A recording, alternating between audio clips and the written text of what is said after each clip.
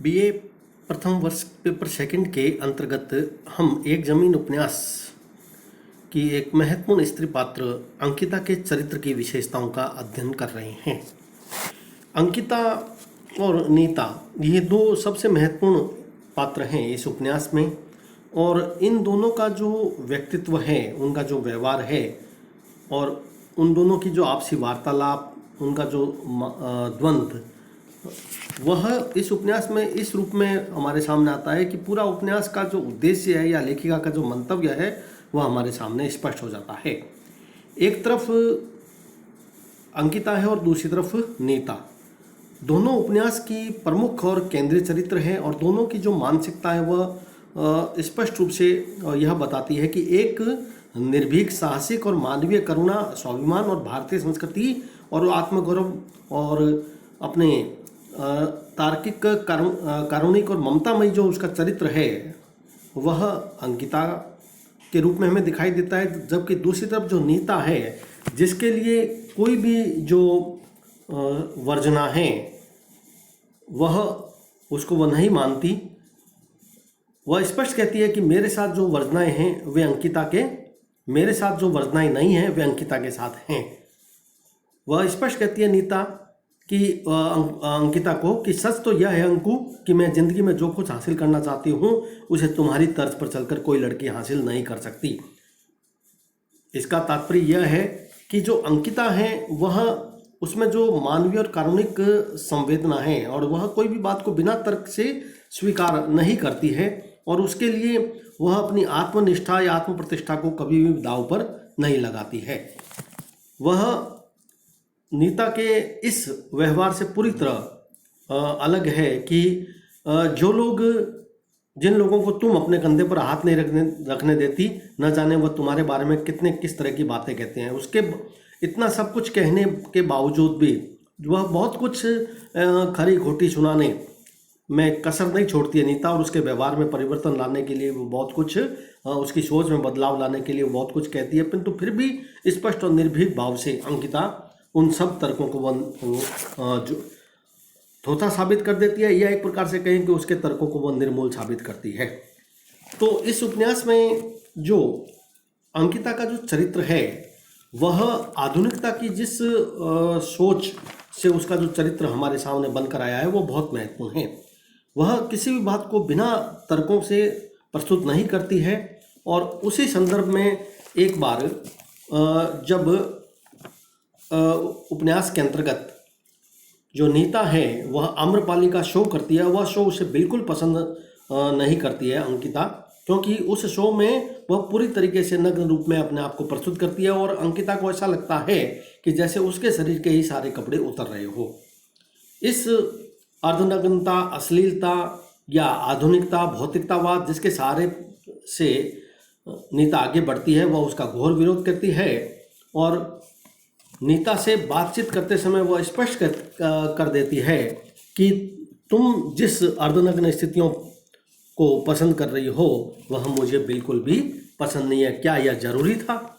उपन्यास के जिस अंश को मैंने आपके सामने यहाँ पर आपके सामने प्रस्तुत किया है वह पूरी तरीके से स्पष्ट हो जाता है कि आम्रपाली का अनुमन प्राप्त करने की शर्त कपड़े उतारकर सागर तट पर दौड़ना था क्या? ऐसी कोई शर्त नहीं थी। तो अंकिता कहती है नहीं थी तो आखिर इस सीमा तक कपड़े कम करने की कौन सी व्यवस्था टकरा गई तुमसे? तुम खूबसूरत हो, सेक्सी हो, यह कपड़ों के बावजूद छिपी न पाती। जरूरी है रातों रात नंबर 1 का दर्जा हासिल करने के लिए वह सब काम जो एक स्त्री के लिए नहीं संपूर्ण स्त्री समाज के लिए अशोभनीय है। और विषय, तुम किन जीवन मूल्यों को जीना चाहती हो, किन की वकालत कर उतार कर तुम क्या कर रही हो? अपाद मस्तक ढकी हुई वही समाज में इज्जत नहीं दे पा रही है। कपड़ों में न देखकर उसकी लोलुपता अधिक बलात्कारी नहीं हो जाती पुरुषों की?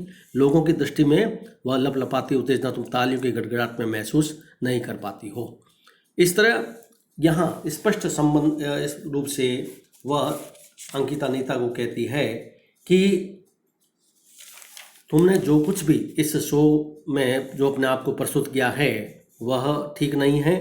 वह उसकी अर्धनग्न स्थितियों पर गहरा प्रहार करती है और यहाँ तक कह देती है कई स्पष्ट रूप से वह नीता को कि जो हरिंद्र इस उपन्यास का एक महत्वपूर्ण जो पुरुष पात्र है, कि जो आरोप तुम मुझ पर लगा रहे हो स्वयं अपने विषय में सोच कर देखो। क्या तुम नहीं सोचते कि छिछले और अविवेकपूर्ण विज्ञापनों का कुप्रभाव इस कॉमन मन मस्तिष्क को दूषित करता है। आज के समय में जिस तरीके से नीता आगे बढ़ती है, वह किसी भी हद तक किसी भी तरह के विज्ञापन को स्वीकार करते हुए आगे बढ़ती है, और एक ओढ़ी हुई जो आधुनिकता है उसको जी करके वो विलासितापूर्ण जीवन जो जीती है नीता, उसकी वह घोर विरोधी है। वर्जनाहीनता की जो पक्षधर है नीता, वह वर्जनाहीनता के पक्षधर अंकिता इस उपन्यास में हमें दिखाई नहीं देती है। उसकी जो सोच है अंकिता की, वह आधुनिकता की एक अलग तरह की सोच है, जो हमें उपन्यास के 7वें और 8वें परिच्छेद के अंतर्गत हमें विशेष रूप से दिखाई देती है। वह अंकिता आधुनिकता, वह कोई भी बात को बिना तर्क से स्वीकार नहीं करती और विश्लेषण करके कहती है कि, और आधुनिकता के संदर्भ में उन दोनों के मध्य जो आपसी वार्तालाप होती है, वह एक प्रत्यक्ष रूप से देखे तो उस उपन्यास में लेखिका के उपन्यास के उद्देश्य को हमारे सामने स्पष्ट किया जा रहा है। जब आधुनिकता की यानी जिस ओढ़ी हुई आधुनिकता की एक प्रकार से हम कह सकते हैं कि किसी भी रूप में आगे बढ़ना जो नीता को स्वीकार है, वह अंकिता को स्वीकार नहीं था। तो इस दृष्टिकोण से देखें तो अंकिता नीता को जब साफ कहती है कि सोचो, आधुनिकता की जिस परिभाषा में तुम जीना चाहती हो, क्या तुमने अन्वेषित और अर्जित की है? नहीं। दरअसल वह परिभाषा अधिकार, आधुनिकता, समता और स्वतंत्रता के नाम पर पुरुषों के द्वारा अखबारों और पत्रिकाओं, विज्ञापनों, फिल्मों और पोस्टरों और स्लाइड्स के माध्यम से स्त्री को सौंपी जा रही है। बड़ी चतुरता से कायाकल्प के बहाने जिन्स को जिन्स बनाए रखने का षड्यंत्र। स्पष्ट है कि स्त्री को आगे भी अपने अधीन बनाए रखने की सामंती इरादों को वह इन हथकंडों से सिद्ध कर रहा है। क्या यही स्त्री को चाहिए? यही आधुनिकता बोध स्त्री की चेतनापूर्ण बनाएगा, कुरीतियों से भिड़ने की ताकत देगा? स्त्री अब भी इस्तेमाल हो रही है। तथाकथित भद्र, संपन्न, महत्वाकांक्षी, आधुनिक कहलाने का शौकीन एक शिक्षित स्त्री वर्ग ठीक तुम्हारी तरह इन परिभाषाओं को आत्मसात कर पुरुषों से बराबरी का दंभ जी रही है। वह कह रही है कि ऐसी स्त्री जो अपने आप को पूरी तरीके से पुरुषों के समकक्ष किसी भी रूप में अपने आप को स्वीकार करके वह आगे बढ़ रही है, इस विचारधारा की वह घोर विरोधी है। और महत्वाकांक्षा के लिए जो कुछ भी नीता करती है, उसकी वह पूर्ण घोर विरोध करती है। यहाँ जो आधुनिकता की जिस परिभाषा को नीता ढोती है या जी रही है, उसकी वह घोर विरोधी है। इस तरीके से देखें तो वह पुरुष वर्ग के स्वार्थी और अवसरवादी जो उसका चरित्र है, उस पर भी बड़ी चतुराई के साथ प्रहार करती है। तो दूसरी तरफ उन महिलाओं पर भी प्रहार करती है नीता जैसी, जो विज्ञापन की दुनिया से जुड़ा हुआ पुरुष समाज या अन्य किसी भी व्यवसाय या कोई अन्य कार्य करने वाला जो पुरुष समाज है, जो आगे चल करके अपनी जो इरादे हैं स्त्रियों के प्रति और जो सामंती इरादे उसके जो हथकंडे होते हैं, उस पर वह घोर प्रहार करती है। अंकिता की धारणा है कि स्त्रियां सदैव से इस्तेमाल की वस्तु के रूप में समझी जाती है पुरुषों के द्वारा, इसलिए सावधान रहने की जरूरत है। तथाकथित भद्र, संपन्न जो महत्वाकांक्षी वर्ग है, कहने के लिए वह कह सकता है कि स्त्री की मैं पुरुषों के समकक्ष या उसके बराबर मैं अपना आधुनिक जीवन जी रही हूँ, पर वास्तविकता यह है कि जिस अंकिता कह रही है कि जिस स्त्री जो इस तरह का जीवन जीती है, इस तरह का कृत्रिम विचारधारा को अपनाकर विज्ञापनी प्रवृत्ति पर जो आगे बढ़ती है, वह आधुनिकता के नाम पर स्त्री के जीवन में विकृति को ही जन्म देता है, और वह विकृति अंत में जाकर के उसके लिए बहुत दुखदायी साबित होती है। तो यहाँ आधुनिकता का मतलब अश्लीलता नहीं है, एक फूहड़पन नहीं होता। एक स्त्री को इस बात पर विशेष रूप से विचार हमेशा करना चाहिए और उसी दृष्टिकोण से अपनी महत्वाकांक्षा को पाल करके जीवन को आगे बढ़ाना चाहिए। एक उपन्यास के 8वें परिच्छेद के अंतर्गत यदि हम देखें तो जिस वर्जनाहीन समाज की परिकल्पना नीता के द्वारा की जाती है कि यानी वह वर्जनाहीनता को महत्व देती है। नीता को अंकिता द्वारा पाली गई जो भावनाएं मर्यादाएं वो बिल्कुल पसंद नहीं है, और अंकिता अपने पूरे तर्कों के साथ इस तर्क को स्थापित करती है कि तुम जिस वर्जनाहीनता समाज की परिकल्पना करती हो, दम भरती हो, वह आधुनिकता के नाम पर एक अभिशप्त जीवन है। उपन्यास के इस 8वें परिच्छेद के अंतर्गत हम देखें तो स्पष्ट रूप से हमारे सामने यह जो चित्रण आया है, जो अंकिता के माध्यम से लेखिका ने प्रस्तुत किया है, वह अंकिता की उस चरित्र की उस विशेषता को प्रकट करता है जिसमें न केवल वह तर्कशील है, वह स्वाभिमानी है, वरन एक संघर्षशील और एक साहसी नारी के रूप में भी वह हमारे सामने प्रस्तुत होती है। वह कहती है कि नीता को कि जिस वर्जनाहीन समाज की परिकल्पना की तुम वकालत कर रही हो, या तुम्हारी तरफ विचारशील होने का दंभ भरती अन्य अनेक आधुनिकाएं, क्या तुम्हें नहीं लगता कि इन थोथे तर्कों की आड़ में तुम पुरुषों को वह छूट दे रही हो कि वह अनुत्तरदायित्वपूर्ण होकर आत्मसुख को किसी भी सीमा तक भोगने के लिए स्वतंत्र है, और उसकी इस उच्छृंखलताओं के लिए स्त्री स्वयं उसे उपलब्ध है। वैसे समाज में पुरुषों के लिए यह ताबीज नया नहीं है, समाज में यह औरतें पहले भी मौजूद रही है और अब भी मौजूद है। अंतर है तो सिर्फ इतना कि तब इस तरह का जीवन जीने के लिए वह अभिशप्त थी, और किसी न किसी व्यवस्था के चलते रखेल सबसे लांछित, तिरस्कृत, बहिष्कृत। तब उसके पास अपने को नैतिक सिद्ध करने के लिए ये कौशलपूर्ण तर्क नहीं थे।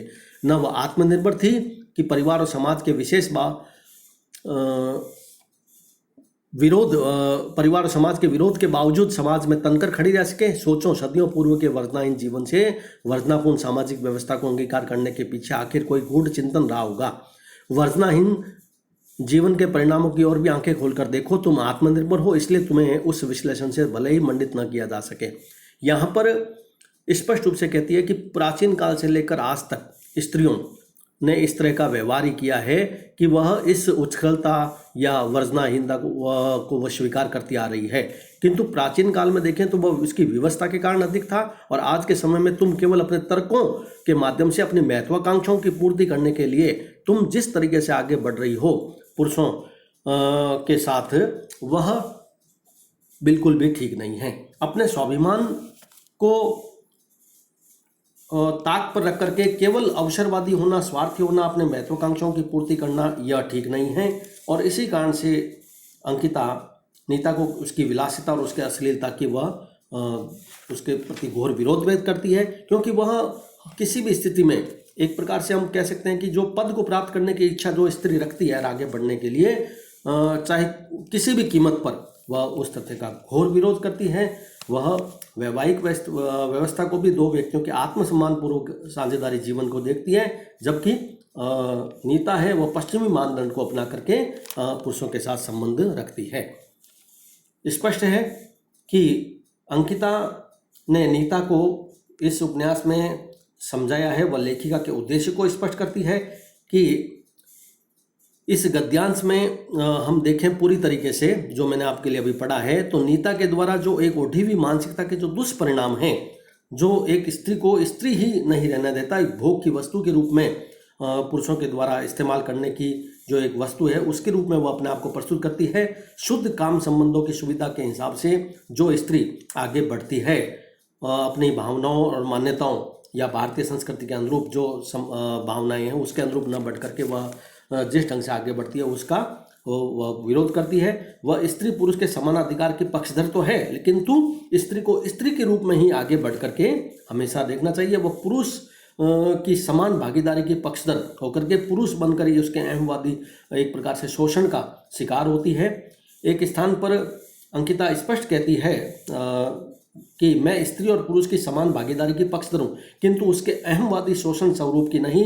पुरुष को उसे बाड़े से मुक्त बराबरी का दर्जा देना होगा, नहीं देता तो स्त्री को घर परिवार समाज के आतंक से आतंकित न होकर खोखली दीवारों से सिर पटक पटक कर प्राण देने की बजाय बाहर निकलने का साहस जुटा आत्मनिर्भर हो नए सिरे से जीवन जीने के विकल्प को खोजना चाहिए। यहाँ जो मानवीय भावनाएं, अन्याय के प्रति एक आक्रोश जो है पुरुष समाज के प्रति, वह भी अंकिता का व्यक्त होता है। स्पष्ट रूप से वह यह कहती है कि एक स्त्री को अपने आत्मनिर्भर होना अवश्य उसे चाहिए, किंतु अपनी जागृति, अपनी सतर्कता के माध्यम से। ऐसा न हो कि वह पूरी तरीके से उसी प्राचीन काल से लेकर आज तक जो पुरुष उसका शोषण करता है या किसी न किसी रूप में, वह आज भी वह शोषण के लिए वह समय प्रस्तुत हो जाए, चाहे उसके लिए वह नए नए तर्क खुद ही गढ़ ले स्त्री, किंतु ऐसा न करें। संकल्प निष्ठा और संघर्ष के माध्यम से वह आत्म प्रतिष्ठा को अपने बनाए रखते हुए आगे बढ़े, ऐसा उद्बोधन यहाँ उपन्यासकार लेखिका मृदुला गर्ग चित्रा जो मुद्गल है उसके द्वारा प्रस्तुत किया गया है इस उपन्यास में अंकिता के माध्यम से।